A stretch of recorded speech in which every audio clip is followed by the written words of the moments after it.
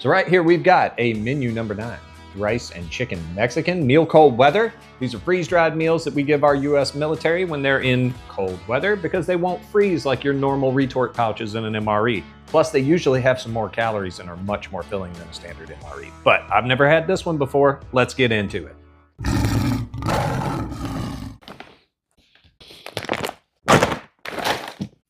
This is our Mexican style rice and chicken. These are Mountain House freeze-dried meals. You add boiling water, it says wait 10 minutes, okay?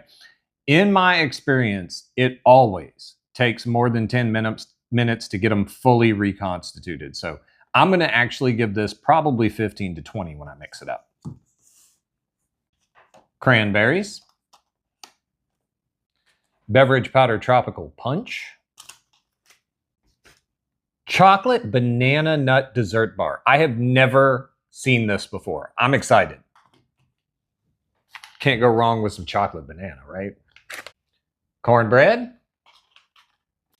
Our brown spoon. In our accessory kit, we have Bill's Brew freeze-dried coffee, some non-dairy creamer, a little baby bottle of Tabasco, some chewing gum, sugar, matches, and some toilet paper. And that is everything in the bag. All right, so we're about to start getting this reconstituted, but for any of y'all who may be new, every time I take my first bite of any given item, I will have the calories up on the screen, and then at the end of the video, we'll do a calorie total as well as a summary of everything I tried and what I think of the main as a whole. But without any more, let's get into this. All right, so this is what the stuff in the bag looks like dry. There is quite a bit. This pouch, once I fluffed it up, is full all the way up to here, and I tore the bag wrong. So we're actually gonna have to mix this in a bowl today. There was a lot in this particular bag. These bowls are big, and I don't know if y'all can see that, but it's like the mound is coming up out of the bowl. There's just a lot packed into these meal cold weathers, and I love it.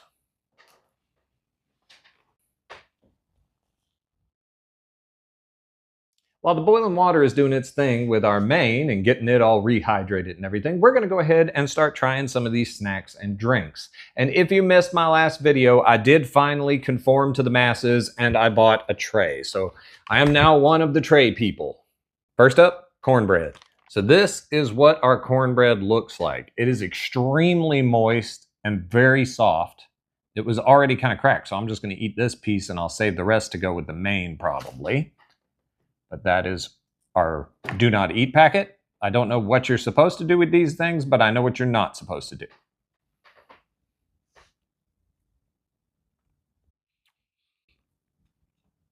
do. It's a very sweet, very moist cornbread. Like almost too sweet for my taste, but it's gonna go great with that main, and it is so fresh tasting. And I forgot to tell y'all, but this particular MRE, there wasn't a date code on the outside, but on the inside, the accessory kit has a date code on it, and it says 3/25. Now, if you're not familiar with the Julian date codes, they only give you one for the year. So this means it was packed in 2023 on the 25th day. So about 3.5 years old when I'm filming this. And you could have told me you just picked that cornbread up at the store. It is super fresh tasting. It's amazing what they can do with these shelf-stable meals. All right, so now we are going to try this beverage powder tropical punch. I brought this clear container. If you were out in the field, you just fill water up to the line. It's got a little Ziploc, and then you roll it up and you shake it. I'm gonna put it in this so y'all can see it.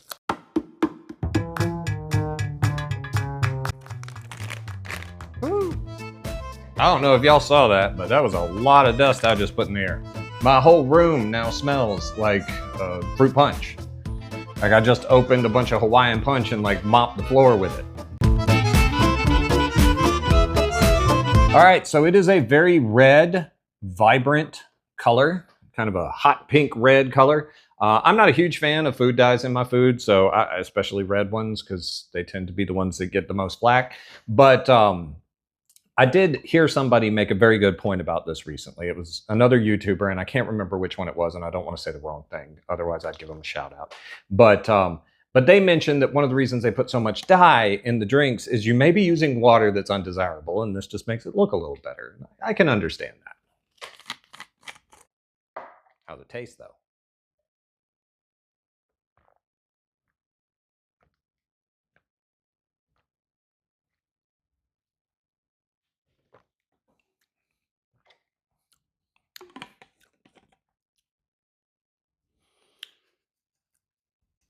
That one wasn't as sweet as I remembered. I really thought the fruit punch I had last time was sweeter than that. Maybe this one had less sugar in it or something. Or maybe I'm just remembering it wrong. But it wasn't bad. It was just kind of like a cheap fruit punch taste. Like fruit punch Kool-Aid or something. Cranberries. One thing that the military doesn't skimp on is cranberries. When you get a pack of cranberries, it typically has a lot in it. And I like that. I love those. They taste like craisins. They're amazing. Bill's Brew freeze-dried coffee. I've had this many times, and as freeze-dried coffees go, it's actually become one of my favorites. I'm weird. I drink my coffee room temp, and I drink it black, and actually, I wish I had put a little less water in this cup because this is a little stronger than or a little weaker than I typically like to make it. I think I used about 6 ounces. I usually try to use about 4, but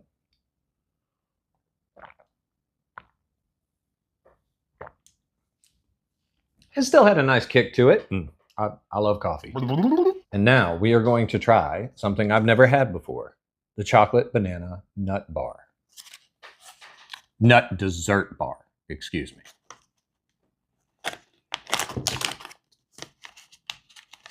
Look at that. So it looks like a lot of the other dessert bars, the peanut butter bars and stuff, but darker because it's chocolate. I like that smell. That smells great.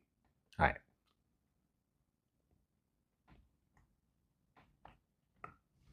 One more bite for science. I mean, come on, y'all. Chocolate and banana is a classic pairing, and that was really good. I feel like for a shelf-stable dessert bar, they balance that chocolate and banana flavor very well. There's like little bits of, I guess it must be freeze-dried banana in there because it's got a little bit of a crunch to it, but you get that banana flavor, you get that chocolate. The chocolate is kind of rich, and the texture of the bar is very, here, maybe I can show y'all on camera. It's very soft.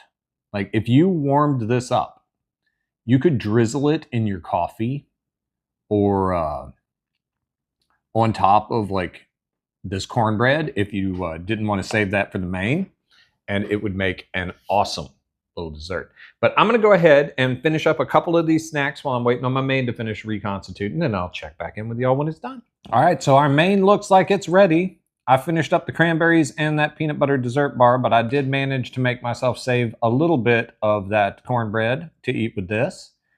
But let's go ahead and give this a try. I can see rice, I can see beans, I can see the little bits of chicken. It smells kind of like a Southwest style bean bowl. I mean, honestly, the spices aren't as punchy as some of the other military ration Mexican food I've had. So anyway, we'll try it. Let me have one more bite.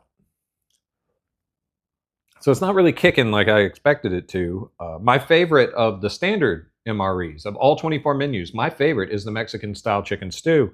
And so I was really hopeful for this one.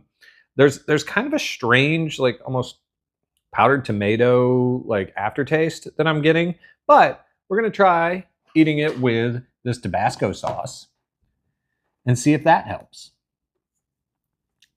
Let's ratchet up the heat just a tad. So that is all of that. And we'll go ahead and put that in as well. And then I'm going to try mixing it up with this cornbread and that hot sauce. Now I can smell the hot sauce. I mean, if you've ever had Tabasco, it's the same as the commercially available stuff. It's got a very strong, vinegar smell. It goes with a lot of things. In my opinion, it doesn't go with everything because of that vinegar. Sometimes it clashes with stuff and it can cover up other flavors, but here we go. One more bite. The texture and the sweetness from the cornbread, the spice and the kind of sourness that it added with the Tabasco, I think that really helped this dish out. But I'm going to go ahead and eat the rest of it, and then we'll come back and do a summary and a total, and I'll let you know what I think after I've eaten this massive quantity of it. All right, so I ate it all. It is all gone, and I am stuffed. I'll tell you, out of all of the U.S. military rations that I've tried, the most filling by far have been the meal cold weather rations. They tend to be very high calorie as well. Here's the total calories that were in the bag. since we're on that. And let's talk about this. The snacks, phenomenal. I mean, always love my coffee. The fruit punch was not that great. I'll be honest about that. But that banana like chocolate bar, woo, doggies. Y'all could be putting that in more rations if anybody from the military is listening to this, now or in the future. Put more of those in things. Those are good.